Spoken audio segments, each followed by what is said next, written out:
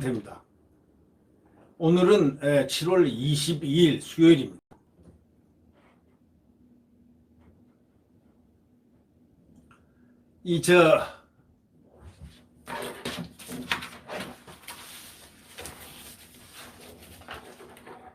이 조선일보 칼럼에 오늘 아주 리얼한 것이 현실이 나왔습니다. 이제 민심이 부동산 때문에 엄청나게 들끓었던 건 여러 국민들이 더 잘 아실 겁니다. 민심이 끌었죠. 난리가 났죠. 23번, 4번 막 그냥 대책을 내놓으면서 이 부동산은 완전히 우리 국민들을 갖다가 목을 확확 졸았습니다. 숨통을 졸았습니다. 그러니까 민심이 지금 최악의 상태로 갔습니다. 대통령은 40% 지지율로 40대로 탁 내려갔습니다. 네, 70대 되던 지지율이 40대로 내려갔습니다. 그것뿐입니까? 지금 악재들이 막 터지죠. 박원순 자살, 피해자 여성을 갖다가 정부나 기관들이 전부 다 여당권들이 피해자를 피해자라고 하지 않고 피해를 호소하는 여성, 피해를 호소하는 사람, 피해를 호소? 그러다 사과를 요 며칠 전에 했죠. 누군가 했습니다. 사과를. 정세균 총리가 했습니다. 그리고 또 민심 나빠진 게 있어요. 백선엽 장군 얘기입니다. 또 공교롭게도 백선엽 장군이 영면한 것은 박원순이가 가고 난 바로 그 다음날 영면을 했습니다. 백 장군. 대한민국의 전쟁 영웅입니다. 그는 세계 전쟁사에 나옵니다. 한국 전쟁의 영웅 메카더하고 제너럴 메카더 앤드 백선엽 제너럴 백. 이분이 아니었으면 낙동강 다부도전 전투에서 대한민국이 30일간 버텨주질 못했으면 8,000명으로서 35,000명을 막았는데 버텨주지를 못했으면 우리나라는 부산 그쪽 아닙니까? 귀퉁이 완전히 날아갔습니다. 그 영웅이 영면을 했습니다.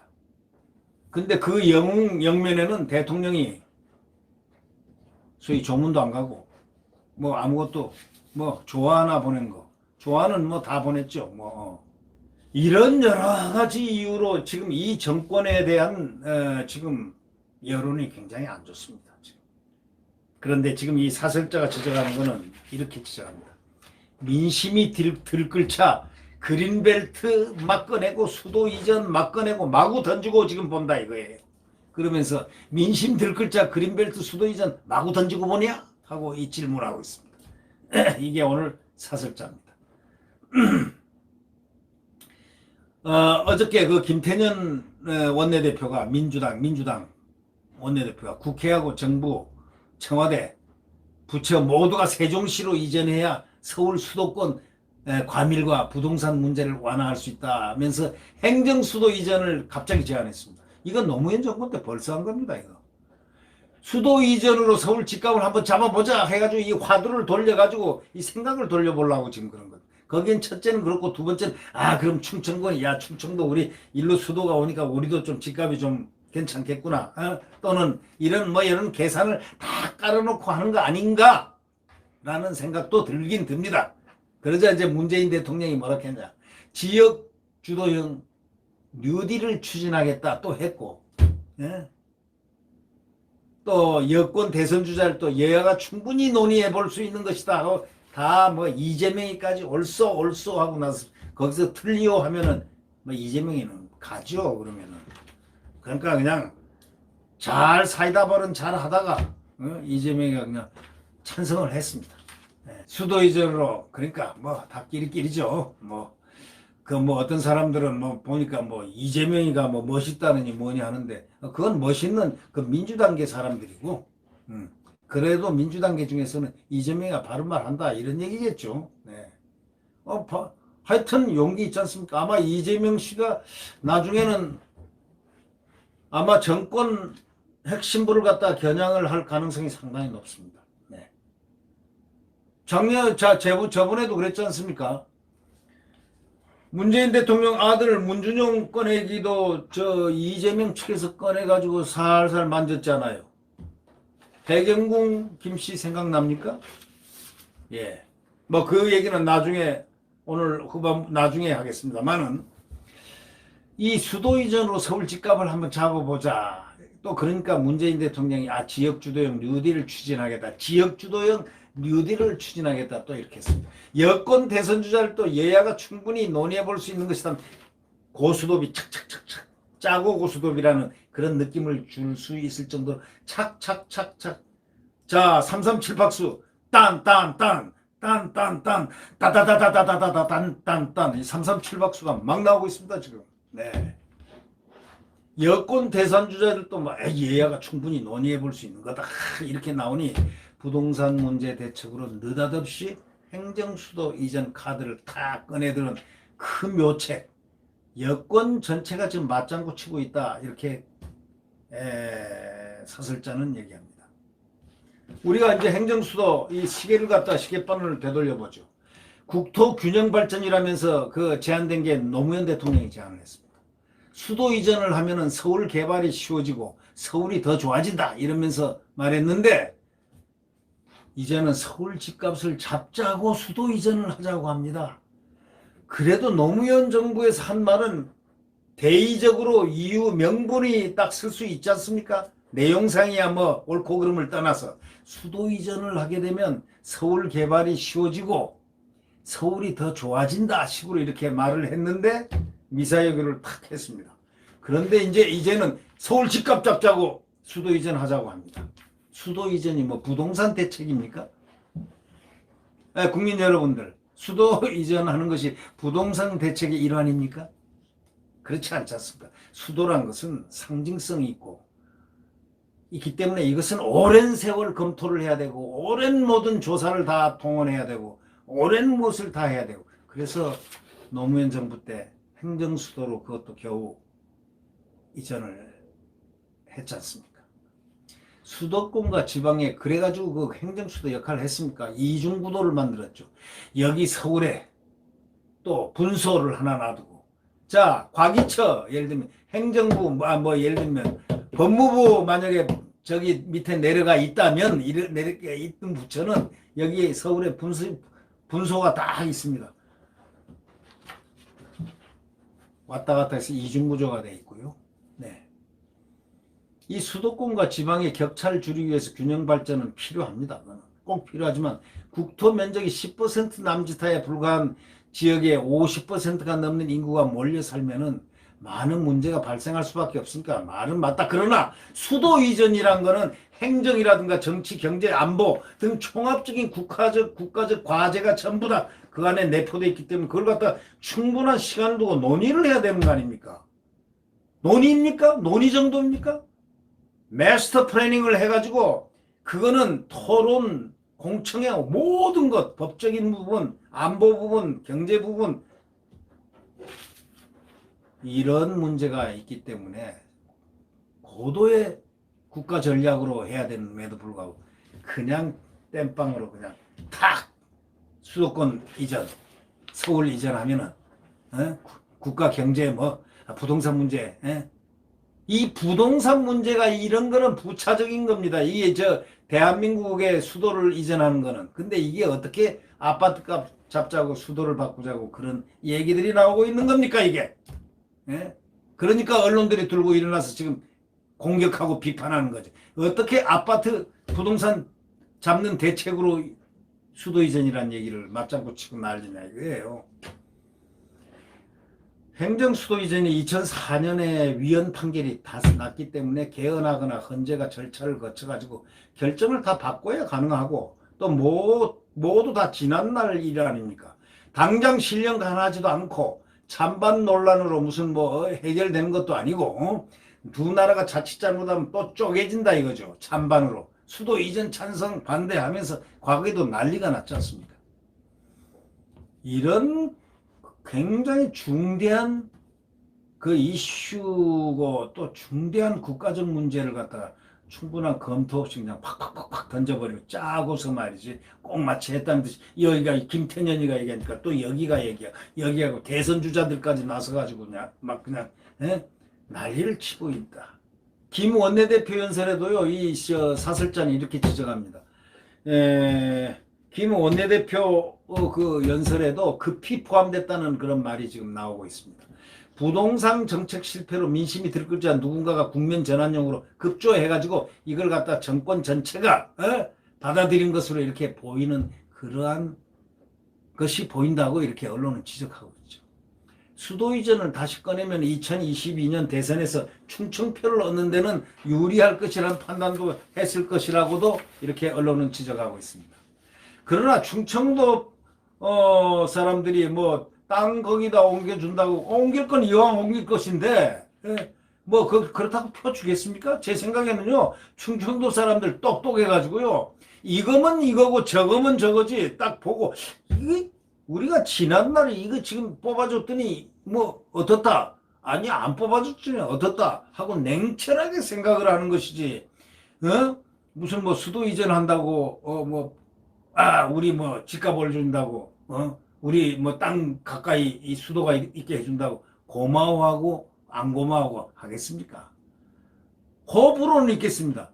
좋아는 하겠죠. 그러나 표를 주고 선거에 유리하게 작용 안 할 겁니다. 충청도 분들 똑똑합니다. 그리고 냉철합니다. 누가 대한민국을 갖다가 대통령이 돼서 나라를 잘 해줄 것인가를 생각하는 충청도민들은 수도 이전 믿기에 그냥 이렇게 갔다 저렇게 갔다 절대 하지 않을 겁니다. 저는 그렇게 생각합니다. 이 그린벨트 해제 문제도요, 2주일 동안 얼마나 난리를 쳤습니까? 그때 그린벨트 때문에 덕분 사람이 이재명 아닙니까? 착 하고 그린벨트 안 돼요 하니까 또 질세라 그냥 추미애가 그린벨트 해제 안 됩니다 하면은 투기판돼요. 이재명이는 또 이낙연은 신중해야 합니다. 그린벨트는 이렇게 했지 않습니까? 그러더니 그냥 졸제 튀어나온 게 수도 이전입니다. 이제. 지금 생각해 보십시오. 대통령이 지금 태릉 그린벨트 한참 논란이 있어서 그냥 시끄러지니까 그냥 그 대안으로 제시한 게 그 태릉 골프장 부지 개발 관련해서 서울 태릉을 이렇게 지목을 했는데, 태릉이 그 군사지역입니다. 근데 만만하면 뭐 국방부 것만 뺐는데 군인 것만 뺐는데 차라리 군인 걸 없애버리죠. 전부 다. 군인을 없애버리고 검찰청을 없애버리면 낫겠네. 네. 군인 걸 손대면 안 됩니다. 군대 그 땅이라든가 군사 요지, 군사로 다 책정해 놓은 것은 절대 손대면 안 된다고요. 지금 많이 돼가지고 많이 없앴습니다. 많이 없앴습니다. 지금까지. 아니 이 국방부 장관이니 이런 사람들이 결사적으로 그거는 왜 필요한가 하고 막아야 되는데 각하 막 하겠습니다 뭐 안 했겠나 하는 생각이 납니다. 하라면 하란 대로, 없애라면 없애란 대로 수용하고, 군사지역이란 거는 꼭 필요했기 때문에 지금까지 군사작전지역과 행정지역과 다 구분해가지고 있는 법입니다. 이 군사지역을 함부로 징발하거나 하는 거 아닙니다. 저는 태릉 골프장 부지 개발 뭐 이런 거 한다고 하고 태릉 골프장 뭐 등등 하는데, 절대로 또 그린벨트라는 문제는 국민이 숨쉬는 그나마 최소한의 지금 도구입니다. 산소를 공급하는 조그만한 그겁니다. 그것을 그린벨트 해제라서 전부 다 불모지로 만들어서 어떻게 하겠다고 했다는 것인지도 잘 모르겠습니다. 물론 태릉 골프장도 그린벨트라고 하지만 물론 그 대통령이 얘기했지만 국방부는 논의된 바 없다고 지금 선언 일축하다가 대통령이 언급 딱 하니까 종합적으로 고려하겠다 말을 했습니다. 이 국방부 정경두가 누굽니까? 9.19 군사 합의한 사람, 그 다음 송영무 다음에 온 사람인데 실질적으로 군사 합의에 합의서는 정경두가 송이 했지만은 실질적으로 모든 액션 행동 9.19 군사합의에 의한 국방장관 노릇은 한심한 국방장관 노릇을 했죠. 한심한. 왜? 9.19 군사합의에 의한 그게 무슨 뭡니까? 약군을 만드는 겁니다. 약군. 그걸 갖다 속칭 뭐 말은 평화군이라고 그러는데, 아니 군인이 무슨 평화하려면 군인 뭐하러 고생하고 나중에 다 집에 가라 하지. 군인은 전투를 하고 또 훈련을 하고 감훈련해야 됩니다. 자, 어저께 저 누굽니까? 그 통일부 장관 후보자라는 이인영이가 뭐라고 그런 줄 알아요? 훈련도 어떻게 축소하고, 또 대동강 술하고 뭐 한국 쌀하고 바꾸자. 그게 장관 후보자가 할 말입니까, 그게? 대동강 물하고 옛날 봉익 임선달 대동강 물 팔아먹었다는 얘기는 들었지만은 대동강에 무슨 술하고 무슨 한국의 쌀하고 물물 교환하자? 그게 뭐 그거요 제재 걸립니다. 제재. 유엔 제재하에 있는데 뭐 제재 없이 우리끼리 한번 해보자. 여기가 뭐 지금 386 시대 지금 말이죠. 80년대 무슨 자주 투쟁하는데 NL계들 주사파 투쟁하는 통일부 장관입니까? 아니잖아요. 대한민국이라고. 2020년 대한민국을 지금 가고 있는 이 시대 통일부 장관이 어디에 그런 소리 합니까? 그리고 훈련을 축소하자?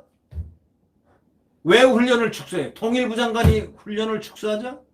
그거는 국방부에서 할 일이야. 국방부. 안보야, 안보. 정신들 못 차리고 있어, 진짜. 주제 파악이 돼야지. 장관인, 보십시오. 장관이 장관이면 장관입니까? 장관이 장관다워야 장관이지. 장관의 기본 요건이 그렇다, 이 말입니다. 네. 구독 버튼과 엄지를 눌러주시면 고맙겠습니다. 안녕히 계십시오. 태양은 내일 다시 떠오릅니다. 오늘 가장 추운 시간은 바로 암흑, 태양이 뜨기 직전에 새벽 3시, 4시, 5시가 가장 춥습니다. 그러나 조금 지나면 태양은 뜨기 시작합니다. 이거는 자연의 법칙입니다. 네.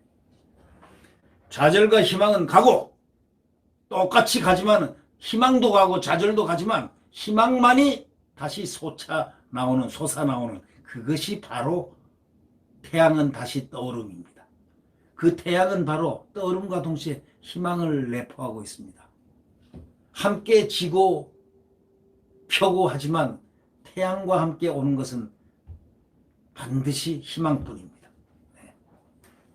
구독 버튼과 엄지를 눌러주시면 감사하겠습니다. 안녕히 계십시오.